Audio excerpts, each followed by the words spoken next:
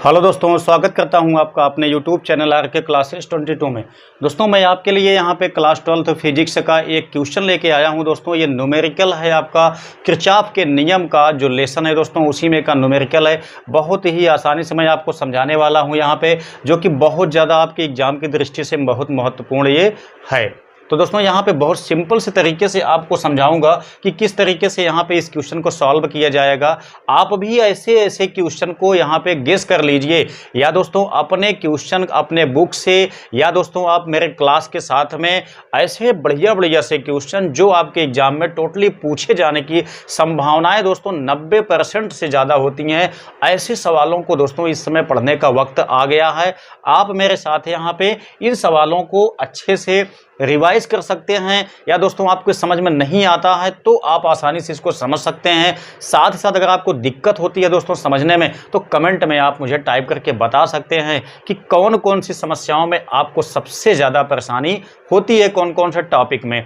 तो दोस्तों आइए इसको समझते हैं किस प्रकार से ये सवाल सॉल्व की जाएगी। दोस्तों यहाँ पे बताया जाता है कि 3.2 वोल्ट की एक बैटरी 1.5 ओम प्रतिरोध में 2 एम्पीयर की धारा भेज रही है, तो बैटरी का आंतरिक प्रतिरोध क्या होगा। दोस्तों हम जानते हैं कि जो बैटरी होती है उसमें भी एक रेजिस्टेंस होता है दोस्तों, उसको कहा जाता है इंटरनल रेजिस्टेंस। दोस्तों बैटरी जो होती है उसमें हम लोग जानते हैं इलेक्ट्रोलाइट होता है, यानी कि विद्युत अपघट्य होता है, या दोस्तों ऐसे कहें कि बैटरी में एक घोल होता है जिसको आप लोग एसिड कहते हैं। तो दोस्तों एसिड भी जो होता है वो भी बाधा बनाता है, काफ़ी ज़्यादा ऊर्जा उसमें भी व्यय हो जाती है। तो दोस्तों उसी को कहा जाता है आंतरिक प्रतिरोध। तो दोस्तों वही हमको यहाँ पे निकालना है। तो दोस्तों मैंने यहाँ पे एक सिंबल बनाया हुआ है जो बैटरी का सर्किट है दोस्तों, जिससे आपको ये चीज़ पता चलेगी कौन सा चीज़ कहाँ पे अवेलेबल है। तो दोस्तों यहाँ पे आप देखेंगे जो सेल लगा हुआ होता है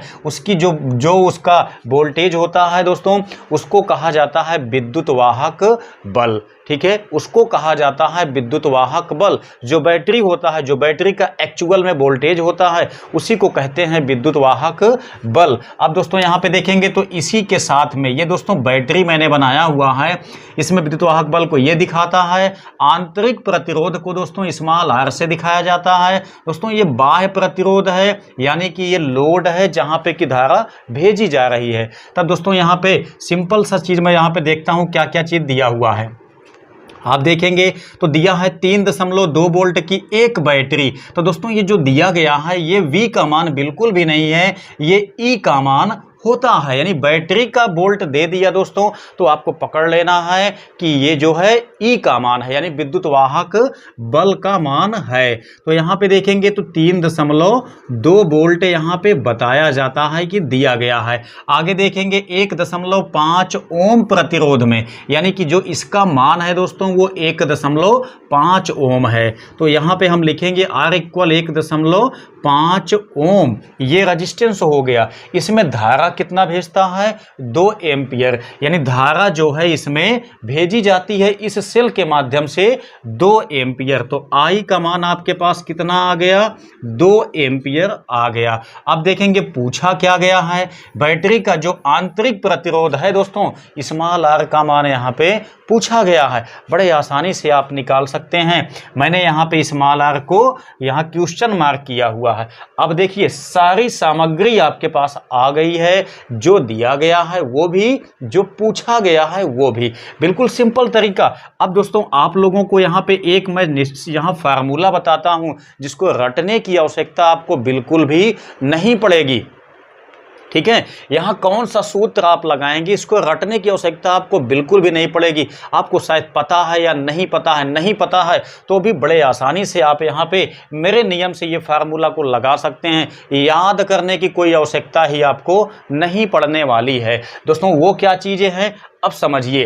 तो दोस्तों यहाँ पे जो बैटरी लगाई गई है, बैटरी का जितना भी वोल्टेज है तो दोस्तों उतना वोल्टेज इक्वल होता है जितने भी रेजिस्टेंस लगे हुए होते हैं उसमें विभवपात के। ठीक है, यानी कि बैटरी का जो वोल्टेज होता है वो वोल्टेज किसके इक्वल होता है, जितने भी रेजिस्टेंस लगाए गए होते हैं उन सभी में जितना वोल्टेज क्षय होता है उनके योगफल के समान होता है बैटरी का वोल्टेज। ठीक, यानी कि आप ध्यान दीजिए, यहाँ पे बैटरी का वोल्टेज क्या है, विद्युत वाहक बल ई है, ठीक है, बैटरी का विद्युत वाहक बल ई है। अब देखिए इतना वोल्टेज बैटरी की है, इसका वोल्टेज का लॉस कहाँ कहाँ पे होता है, अब ध्यान दीजिएगा, यहाँ पे होता है, यहाँ पे होता है, ठीक है। लेकिन ये दोनों किस में है दोस्तों, ये दोनों श्रेणी क्रम में, मतलब ये वाला जो रेजिस्टेंस है ये श्रेणी क्रम में है। तो यहाँ पे जो वोल्टेज क्षय होगा, यहाँ पे जो वोल्टेज क्षय होगा, इन दोनों का योगफल किसके इक्वल होगा, बैटरी के वोल्टेज के इक्वल होगा। इतनी बात आप ध्यान रखेंगे, कभी भी आपको रटने की आवश्यकता नहीं पड़ेगी, हमेशा सूत्र आपके सामने आ जाएगा, ठीक है।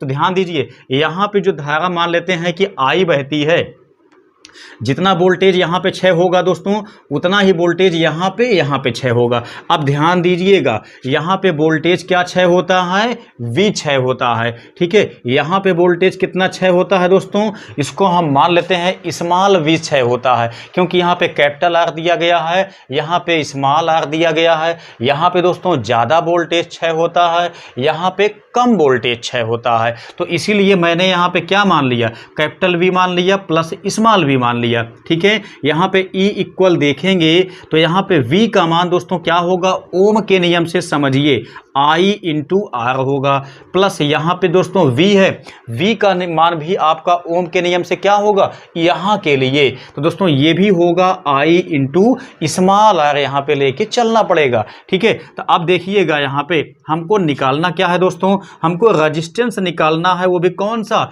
इंटरनल वाला।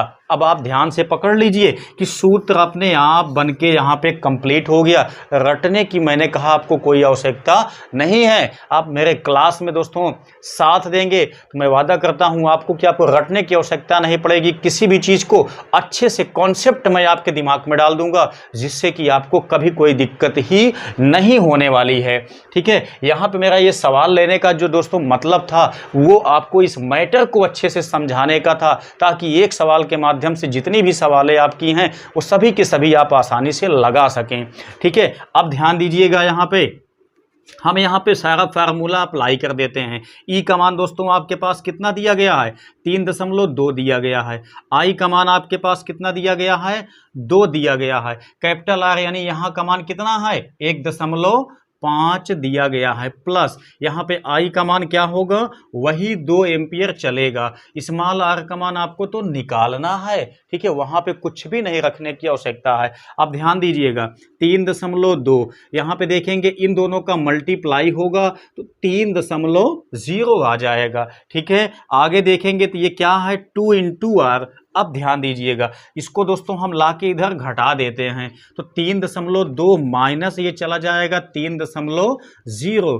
आगे देखेंगे तो क्या मिलेगा, +2r आपका बचा रह जाएगा। इसमें जब दोस्तों इसको हम घटाएंगे तो बचेगा आपके पास 0.2 बचेगा, ठीक है। यहाँ पे 0.2 बचेगा, यहाँ पे देखेंगे तो 2r दिया गया है। अब दोस्तों आप देख सकते हैं जब यहाँ से हम 2 से 2 एकन्ने 2 काटेंगे तो यहाँ पे बचेगा कितना, 0.1 बचेगा।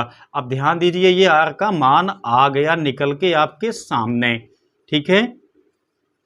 तो आप देख सकते हैं आंतरिक प्रतिरोध बहुत ही सिंपल तरीके से दोस्तों यहाँ पे मैंने आपको निकाल के दिखाने की कोशिश किया है। लेकिन दोस्तों मैंने आपका थोड़ा सा टाइम यहाँ पे ज़्यादा लिया, इसलिए क्योंकि ये कॉन्सेप्ट आपको समझाना था दोस्तों, इसीलिए आपका थोड़ा सा टाइम कंज्यूम मैंने कर दिया। इसके लिए कोई बात नहीं है, अगर टॉपिक आपके समझ में आ गई है दोस्तों तो 10-5 मिनट माने कुछ भी नहीं होता है। तो दोस्तों उम्मीद करता हूँ कि ये चीज़ें आपके समझ में आ गई होंगी। अगर समझ में आ गई हैं दोस्तों तो वीडियो को कर दीजिए लाइक, साथ साथ अगर आप हमारे चैनल पर नए हैं तो सब्सक्राइब करके बेल आइकन को भी दबा दीजिए।